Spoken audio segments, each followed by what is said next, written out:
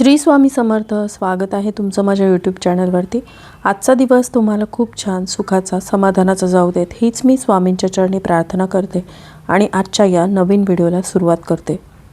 येणारा गुरुवार हा मार्गशीर्ष महिन्यातील शेवटचा गुरुवार असणार आहे। म्हणजेच येत्या 18 डिसेंबरला मार्गशीर्ष महिन्यातला शेवटचा गुरुवार असणार आहे। या दिवशी आपल्याला व्रताचे उद्यापन करायचे आहे।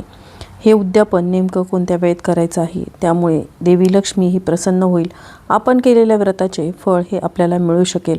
उद्यापनासाठी कोणता शुभ मुहूर्त आहे आणि चुकूनही कोणत्या अशा वेळेमध्ये आपल्याला या व्रताचं उद्यापन करायचं नाही। आणि एकदा का उद्यापन झालं की दुसऱ्या दिवशी पूजेतील साहित्याचं, जसं की पूजेमध्ये मांडलेला नारळ, तांदूळ, तसंच विड्याची पानं, सुपारी, विडा या सर्व साहित्याचं आपल्याला काय करायचं आहे ही संपूर्ण माहिती मी आजच्या व्हिडिओमध्ये शेअर करणार आहे। त्यामुळे तुम्ही हा व्हिडिओ शेवटपर्यंत नक्की पहा आणि चॅनलवरती नवीन असाल तर नक्कीच सबस्क्राईब करा आणि असेच नवनवीन माहितीपूर्ण व्हिडिओ बघण्यासाठी बेल आयकॉनलाही क्लिक करा। त्यामुळे जेव्हाही मी नवीन व्हिडिओ अपलोड करेल तेव्हा त्याचं नोटिफिकेशन सर्वात आधी तुम्हाला मिळेल आणि तुम्ही एक पण व्हिडिओ मिस करणार नाही। तर पहा, मार्गशीर्ष उद्यापनाच्या वेळी अनेक महिला खूप चुका करतात आणि त्यामुळे आपण केलेल्या व्रताचं फळ हे आपल्याला मिळू शकत नाही। त्यामुळे हे जे सर्व साहित्य आहे या सर्व साहित्याचं योग्य पद्धतीने विसर्जन कसं करायचं हे देखील मी पुढे सांगणार आहे। त्यासाठी हा व्हिडिओ तुम्हाला शेवटपर्यंत पाहावा लागेल। या व्रताची सुरुवात मार्गशीर्ष महिन्यातल्या पहिल्या गुरुवारपासून केली जाते आणि शेवटच्या गुरुवारी या व्रताचं उद्यापन केलं जातं। आता यावर्षी एकूण 4 गुरुवार आलेले आहेत आणि 18 डिसेंबरला शेवटचा म्हणजे चौथा गुरुवार असणार आहे आणि या दिवशी आपल्याला या व्रताचं उद्यापन करायचं आहे। आपण मार्गशीर्ष गुरुवारचं व्रत केलं असेल तर याचं उद्यापन देखील आपल्याला निश्चितपणे करावंच लागतं, तरच आपल्याला केलेल्या व्रताचं फळ मिळतं आणि तरच आपलं व्रत देखील पूर्ण होतं। त्यामुळे उद्यापन करणं देखील खूप गरजेचं आहे। काही महिलांचा जरी एखादा गुरुवार राहिला असेल, एखाद्या गुरुवारी अडचण आली असेल आणि त्यामुळे आपण त्या गुरुवारी पूजा मांडणी करत नसतो, पण आपण उपवास तर करतच असतो, त्यामुळे आपले हे व्रत खंडित होत नसते। त्यामुळे जरी एखादा तुमचा गुरुवार राहिलेला असेल ना, तरीसुद्धा तुम्ही शेवटच्या गुरुवारी उद्यापन हे करू शकता। एक गुरुवार राहिला म्हणून एखादा गुरुवार जास्त करायचा का, तर असं नाही। आपण उपवास तर केलेला असतो, त्यामुळे आपलं व्रत देखील पूर्ण झालेलं आहे। उद्यापनासाठी आपण 5, 7, 9, 11 अशा संख्येने कुमारिका किंवा सवाष्ण महिला बोलवत असतो। काही जणींना उद्यापनासाठी सवाष्ण किंवा कुमारिका मिळत नाहीत, कारण त्यांच्या ठिकाणी आसपास घरं नसतात किंवा काही महिला बाहेरच्या गावी राहतात, त्यामुळे त्यांना जास्त 5, 7 अशा संख्येने महिला किंवा मुली ह्या मिळत नाहीत। तर त्यांनी काय करायचं, तर किमान तुम्हाला एक जरी मुलगी मिळाली किंवा एक जरी सवाष्ण स्त्री मिळाली ना, तरी देखील तुम्ही त्यांचा मानपान करून उद्यापन जे आहे ते करू शकता। म्हणजेच एका सवाष्णीला बोलवून तिला हळदी कुंकू लावून तिच्या हातावरती एखादं फळ देऊन, व्रताचं पुस्तक देऊन तुम्ही दूध वगैरे देऊ शकता किंवा जेवणासाठी बोलवलं असेल तर जेवण देखील देऊ शकता किंवा साधा प्रसाद जरी दिला तरी चालतो। त्यांना नमस्कार अवश्य करा आणि अशा प्रकारे जरी उद्यापन केलं, मनापासून केलं, तरी देखील आपल्याला या व्रताचं फळ हे नक्की मिळेल। आणि चौथ्या गुरुवारीच आपल्याला उद्यापन करायचं आहे, कारण मार्गशीर्ष महिन्यातील शेवटच्या गुरुवारी उद्यापन करावं असं त्या व्रतकथेच्या पुस्तकेमध्ये आहे। त्या नियमामध्ये देखील असं दिलेलं आहे। त्यामुळे शक्य झालं तर चौथ्या गुरुवारीच उद्यापन करावं। आणि चौथ्या गुरुवारी तुम्हाला जर काही अडचण आली असेल तर आपल्या घरातील दुसऱ्या किंवा शेजारी महिला असतील तर त्यांच्याकडून तुम्ही पूजा मांडायला सांगा, त्यांना आरती करायला सांगा आणि आलेल्या सवाष्ण स्त्रियांना हळदी कुंकू, एक एक फळ, व्रतकथेचे पुस्तक त्यांना द्यायला सांगा।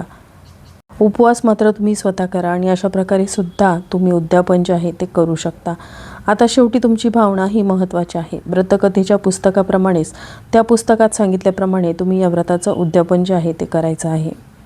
तर आता उद्यापन नेमकं कोणत्या वेळेत करायचं, तर तुम्ही पूजा जरी सकाळी मांडलेली असेल किंवा संध्याकाळी मांडली असेल तरी देखील आपल्याला उद्यापन हे संध्याकाळीच करायचं आहे। आपल्याकडे सायंकाळची वेळ ही खूप शुभ असते। 5 ते 7:30 या वेळेमध्ये तुम्ही उद्यापन करू शकता। सायंकाळची वेळ ही लक्ष्मी येण्याची वेळ असते आणि आपण उद्यापनासाठी ज्या स्त्रिया बोलवतो तर त्या साक्षात लक्ष्मी स्वरूप असतात। साक्षात लक्ष्मीचंच आगमन आपल्या घरात होत असतं आणि त्या स्त्रियांना लक्ष्मी स्वरूप समजूनच आपण त्यांचा मानपान करत असतो। त्यामुळे लक्ष्मी आपल्यावरती प्रसन्न देखील होते आणि त्यावेळेचं वातावरणसुद्धा खूप छान प्रसन्न असतं। त्यामुळे तुम्ही सकाळी सकाळी गडबडीत किंवा भर दुपारी उन्हाचं उद्यापन शक्यतोवर करू नका। सायंकाळच्या वेळी आपण अगदी प्रसन्न मनाने आपल्या इच्छेनुसार या व्रताचे उद्यापन करू शकतो। त्यावेळी आपल्याला घरातील वातावरण हे प्रसन्न ठेवायचं आहे। आपलं घर स्वच्छ असणं गरजेचं आहे। घरातील सर्व दरवाजे खिडक्या आपल्याला उघड्या ठेवायच्या आहेत। घरामध्ये भरपूर प्रकाश असू द्यायचा आहे, कारण देवी लक्ष्मीचं आगमन हे आपल्या घरात होणार असतं आणि ज्या घरामध्ये स्वच्छता, शांतता आणि विचारांमध्ये एकी असते त्या घरी माता लक्ष्मीला निवास करायला देखील आवडतं। त्यामुळे लक्ष्मी येण्याच्या वेळेला किंवा लक्ष्मीला प्रिय असणाऱ्या गोष्टी जर आपण केल्या तर माता लक्ष्मी आपल्या घरामध्ये कायम टिकून राहते। अशा प्रकारे आपण व्रताचं उद्यापन केलं की पूजा आपल्याला दुसऱ्या दिवशी म्हणजेच शुक्रवारी सकाळी ही उचलायची असते। मग तुम्ही दुसऱ्या दिवशी सकाळी लवकर उठून स्वच्छ अंघोळ करून तुम्ही देवीपाशी जाऊन दिवा वगैरे लावायचा आहे।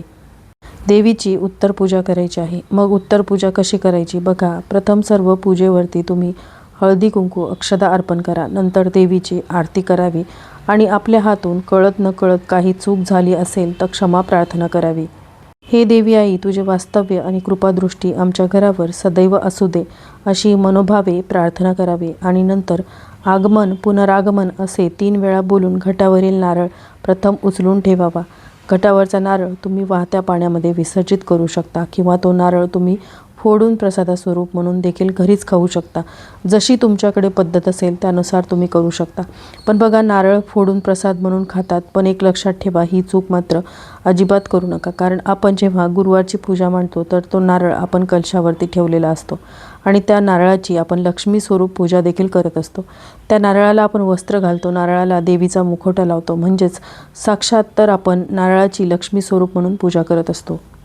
त्यामुळे तो नारळ फोडणे हे योग्य वाटत नाही। त्यामुळे तो नारळ तुम्ही शक्यतोवर विसर्जित करा किंवा आपल्या शेतामध्ये, बागेमध्ये तुम्ही त्याचं वृक्षारोपण देखील करू शकता। मात्र आपण तो लक्ष्मी स्वरूप मानून पूजत असल्याने आपल्याला तो नारळ फोडायचा नाही। तर तुम्ही सांगितल्याप्रमाणे विसर्जन करू शकता किंवा त्याचं एखादं झाड लावू शकता। तसंच कलशावरील पाणी देखील आपल्याला तुळशीला सोडून इतर झाडांना घालायचं आहे आणि थोडे पाणी देखील तुम्ही घरामध्ये थोडं थोडं शिंपडू शकता। यानंतर पूजेमध्ये वापरलेले तांदूळ काय करायचे तर बघा, आपण पहिल्या गुरुवारपासून ते शेवटच्या गुरुवारपर्यंत प्रत्येक गुरुवारी तेच तांदूळ वापरतो। त्यामुळे बऱ्यापैकी तांदूळ खराब झालेले असतील। घरामध्ये वापरण्यासाठी जर ते योग्य नसतील तर ते तुम्ही तांदूळ पक्ष्यांना खाऊ घाला किंवा एखाद्या झाडाच्या बुंद्यापाशी टाका, जेणेकरून त्यावरती कोणाचा पाय हा पडणार नाही। जर तांदूळ चांगले असेल तर त्याचा गोड पदार्थ तुम्ही बनवू शकता, जसं की खीर बनवून देखील तुम्ही घरामध्ये सर्वांनी प्रसाद म्हणून खावा।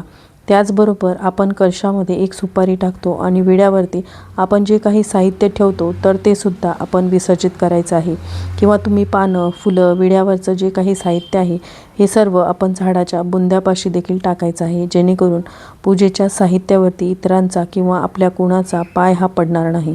आणि त्यानंतर आपण पूजेमध्ये जे वापरलेले पैसे म्हणजेच आपण कलशामध्ये 1 रुपयाचं नाणं टाकतो आणि विड्यावरती पण तुम्ही जे ठेवलेले असतील ते पैसे आपण तिजोरीमध्ये ठेवायचे आहेत आणि नंतर दुसऱ्या कोणत्याही पूजेसाठी तुम्ही ते पैसे देखील वापरू शकता किंवा तिजोरीमध्ये तसेच ठेवू शकता।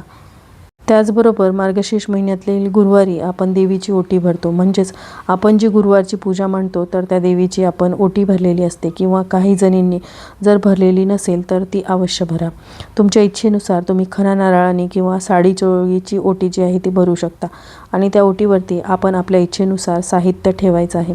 फक्त तांदूळ आणि नारळ ठेवला तरीही चालतो किंवा मग तुम्ही नारळ, तांदूळ, वेणी, शृंगाराचं सामान, बांगड्या, पानाचा विडा किंवा तांबूल या सर्व गोष्टी पण ओटीमध्ये ठेवू शकता।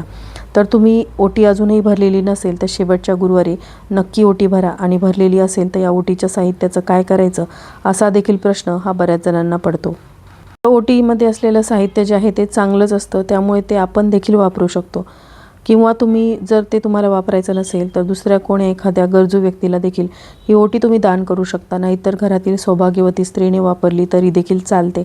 बाकी तुम्ही देवीचं वस्त्र, देवीचा मुखवटा, देवीला घातलेले दागिने हे तुम्ही पुढच्या वर्षी तेच परत वापरू शकता, ते बदलण्याची मात्र गरज नाही। पूजेमध्ये आपण जी काही फळं ठेवली असतील तर ती मात्र आपण घरच्यांनी प्रसाद म्हणून खायची असतात आणि या पद्धतीने पूजेत वापरलेल्या साहित्याचं योग्य प्रकारे विसर्जन केलं तरच आपल्याला व्रताचं फळ हे नक्कीच मिळू शकतं।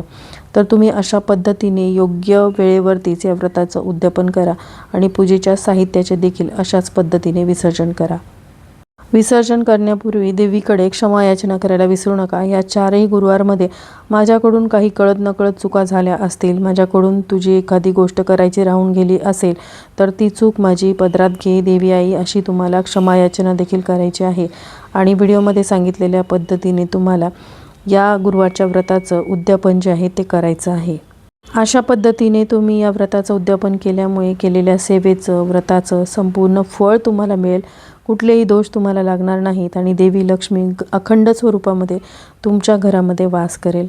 तर अशी ही माहिती जर तुम्हाला आवडली असेल, हेल्पफुल वाटली असेल तर जास्तीत जास्त लोकांपर्यंत ही माहिती शेअर करा, व्हिडिओला लाईक करा, चॅनलला सबस्क्राईब करा। श्री स्वामी समर्थ।